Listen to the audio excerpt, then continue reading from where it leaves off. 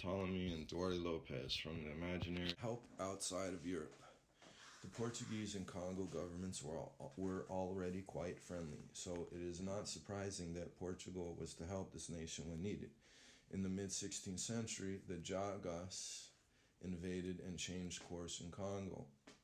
And we see here this little excerpt is going to be about the Jagas. It said he was a cruel and murderous people of great stature and horrible countenance, nourishing themselves with human flesh, ferocious to fight and so-called brave of spirit, wild in custom and in everyday life. People set out from the source of the Congo River westward, invading Luanda, the Congo, and part of Angola, spreading horror among the people.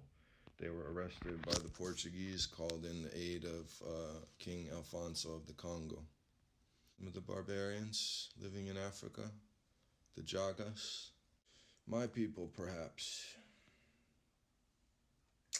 Definitely ones that look like me, right? Okay, so we're going to start here at the top. Fantasy or not, the fact is that some descriptions of Filippo's book even seem to come out of a mythology. They're going to try to discredit it, of course. There was cannibals and monsters upon the earth, that we're seeing this time and time again from a lot of different sources.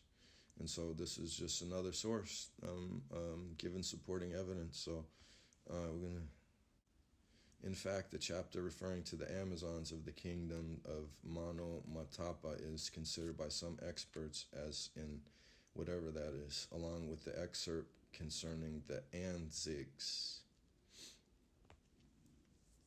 And that's a curious name, Anzigs. We're going to continue. This people who inhabited the lands to the north of Congo would have little contact with other tribes, so everything that was told about their customs would only be conjectures, according to Duarte Lopez himself. But we're going to see that it's not conjecture. So, however, Filippo's accounts state that the Anzigs would have butchers of human flesh, like us here as a cow, enslave them and sell them if they get a better price. If not, they give them to the Magofres, who cut them into pieces and sell them to cook or bake. Icana or mana is Italian, and it means of human flesh. And of course, we see that these people are chopping up human flesh and eating human flesh. And we see what these people look like. And we see perhaps their origins as barbarians. There's a nice skull that they got there, and they're dancing around in the background, dismembering humans. We're going to start from the top there. While theorizing about the origins of the Jaga, there's a then generalizing explanation that confers upon them a position of centrality as a disruptive element in the different areas of the African continent, from Abyssinia to the Congo, with attacks and massacres against the eastern coast, the Portuguese fortress at Tete, and the ancient cities of Mombasa, Kilwa, and Malindi. This information is articulated by the chroniclers of the 17th century, such as the Portuguese João dos Santos in his Ethiopia Oriental, which they claims to mean Eastern Ethiopia. Just a little interesting side note here. I'm seeing this Oriental popping up around this area on the earth. There was a conflict between Egypt under Muhammad Ali and the Ottoman Empire that happened in the Mediterranean Ocean there, that they called the Oriental Conflict of 1840. There's so-called Khazar Jews from the area that are known as the Oriental Jews, published in 1609, who dramatically reports the invasions of fierce cannibals called Zimba into communities near Zimbabwe in 1592. Such reports stimulated the emergence of a kind of history catastrophe, accepted uncritically by European scholars until the beginning of the 20th century, when thinking back about the successive barbarian invasions of Jaga, Gala, Man, and Zimba from 1491 to 1510, at the time of the first contact with the Europeans. So we're going to start from the top there. Records left by European writers prior to Cavazzi de Montecoco, confirmed that dramatic tenure accompanying themes of Jaga invasions into the Kingdom of the Congo. For Filippo Pigfetta in his Recalo di Reino di Congo, account of the Kingdom of the Congo, written for the personal disposition of the Portuguese merchant Duarte Lopes in 1591, the nomads that came from the area near the headwaters of the Nile were cruel and murderous people of a great stature and a terrible countenance, feeding on human flesh. Their invasion of the domains of the Congo in 1568 has caused profound devastation to the realm, disrupting it and generating a state of widespread hardship, which forced Menicongo Alvaro I to request the aid of the Portuguese monarchy. His appeal was answered with the sending of an armed troop of 600 men in the service of Francisco Govoia, who returned to the Iberian Peninsula in 1574. In 1601, the English adventurer Andrew Batal, sent by the Portuguese to the Benguisi Plateau, remained among the Jaga for 4 months, participating in their wars, describing the martial character of their group, their institutions, and their monuments, the most important of which was located at the center of their community and was called Kisango. Around it were the skulls of the vanquished, their sacrifice together with the blood of animals and palm oil. Although Miller's position on the historicity of the Jaga invasion had fallen out of favor, it seems to us that several of his considerations should not be discarded. Due to flexibility in the application of the designation, the word Jaga was used repeatedly in the primary sources of the 17th century to designate people of different natures, where the ideas of ferocity, savagery, and cannibalism were repeatedly used by the European according to their interests. From the beginning of the 17th century,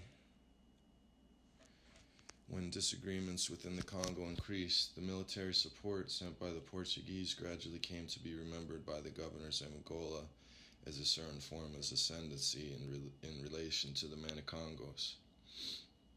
As for the text of the missionaries, the accusations against the Jaga assumed a grandiose tone associated with the superstitious and idolatrous practices and detached from the original social practices of Central Africans.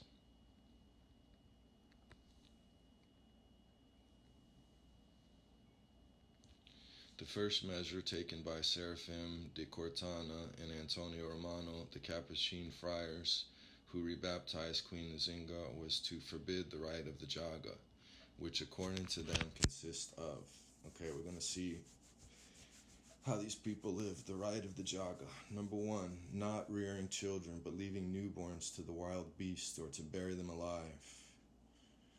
Number 2, adopting young prisoners of war as children by pulling out their front 2 teeth. Number 3, eating human flesh. Number 4, making human sacrifices to their ancestors. Number 5, adoring idols and other superstitions.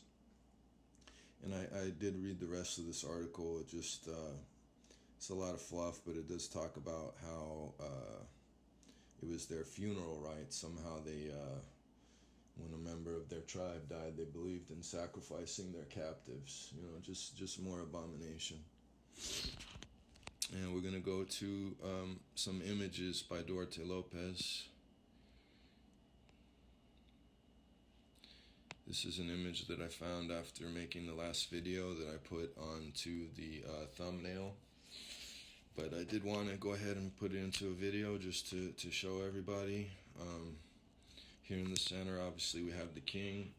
And, I didn't think that the other engravings could have been forgeries or whatnot, but they certainly don't show the identities of the men very well. Where we see when we find these type of engravings with much more detail and we can see their identities. Here's the king. Here's the melanated king in the center. See him holding his bow and arrow against what I perceive to be his slave in front, and we see his identity. And perhaps on the left, perhaps his son or one of his advisors playing a musical instrument there, following him around. Say to be the non-melanated at the bottom here, bowing to King Alvaro, non-melanated Portuguese forces. However, we know the Portuguese were melanated people, so most likely are these Jaga captives, are these barbarian captives bowing to the king? Very interesting image. We can see the identities of the men quite clearly. They all look to be non-melanated people. But the public's taste for sin and revelry persisted.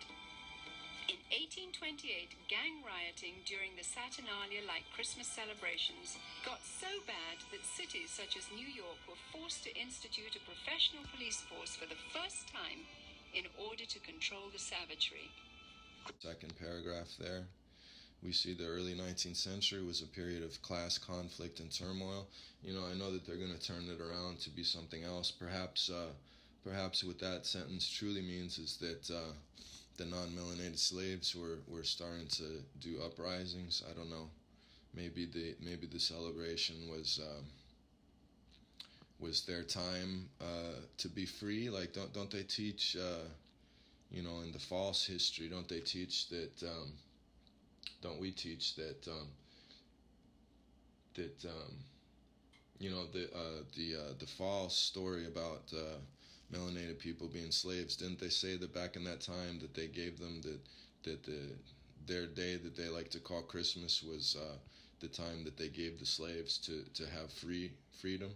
So perhaps that's what's going on here with the white slaves. And so anyway, second line, we see during this time unemployment was high and gang rioting by the disenchanted classes often occurred during the Christmas season. Again, it's their story, but we're working to uncover the truth of the situation.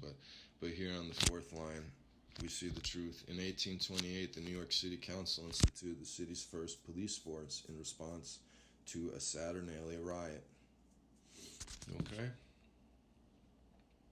Barbarous institutions have their starts in heathenism and paganality. So this is a map that I found. It's very interesting. First of all, we're going to see that the so-called Indian Ocean was not known as the Indian Ocean, but the Erythrae Ocean.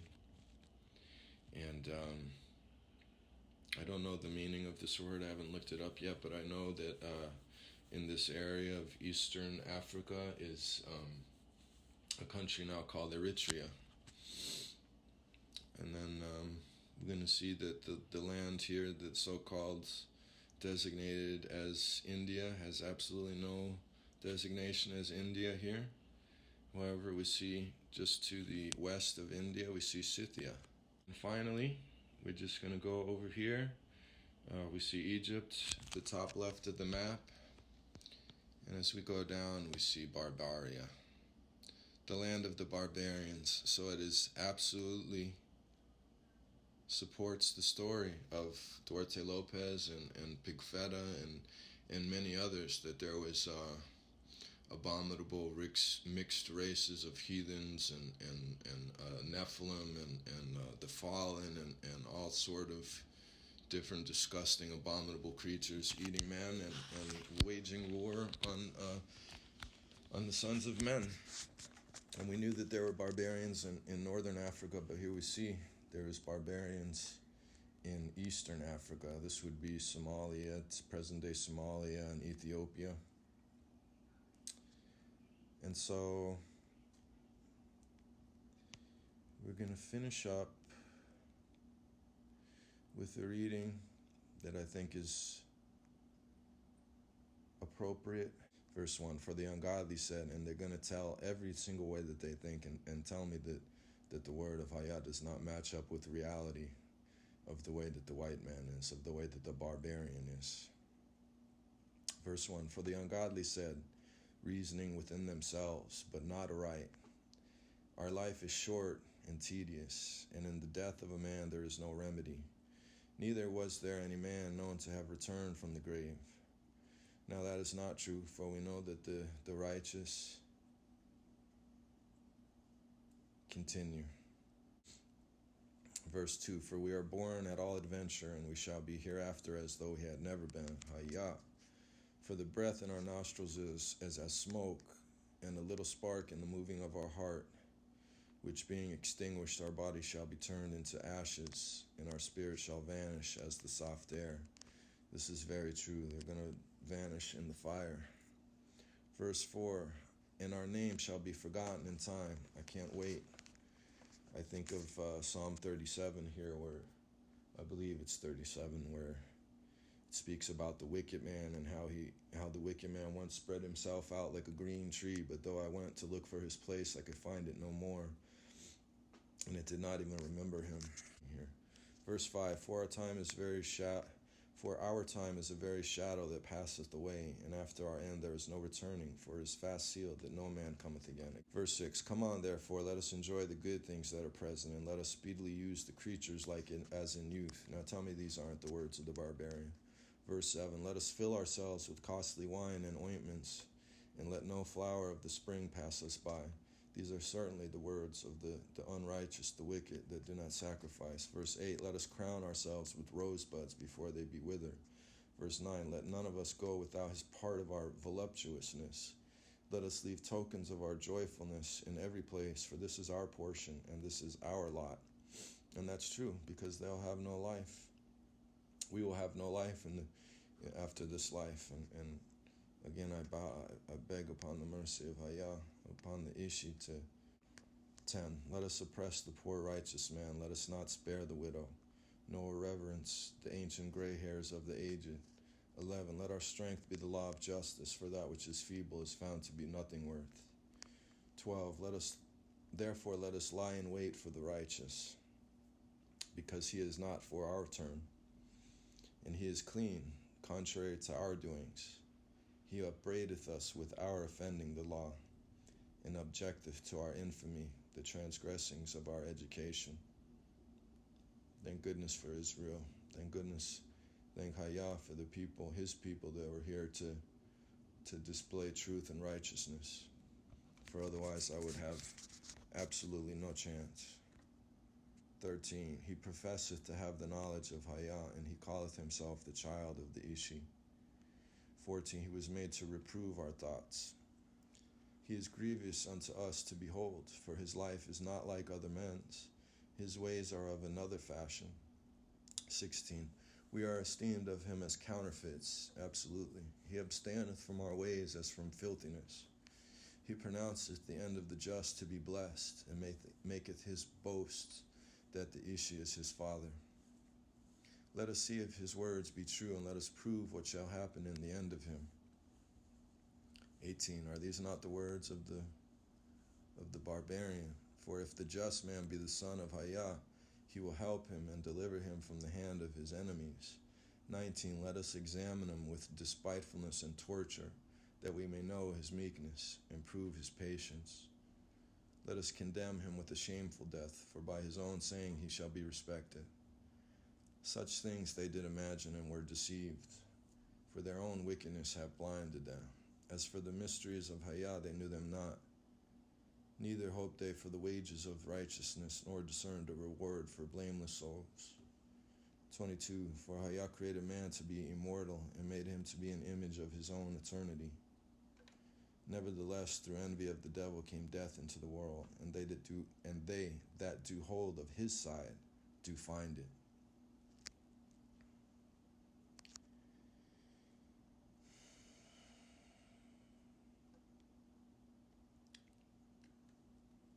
Okay, we're going to end it there.